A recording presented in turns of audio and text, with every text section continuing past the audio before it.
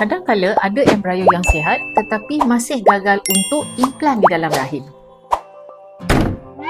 Terdapat satu teknik lanjutan yang boleh membantu menyelesaikan masalah ini. Setiap embrio akan dikelilingi oleh satu lapisan yang tebal. Ia dikenali sebagai zona pellucida.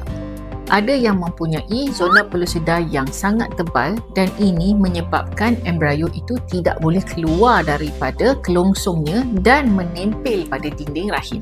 Laser assisted hatching ataupun teknik yang digunakan untuk menipiskan dinding yang tebal di zona pellucida itu boleh membantu embrio anda keluar daripada kelongsongnya dan menempel pada dinding rahim.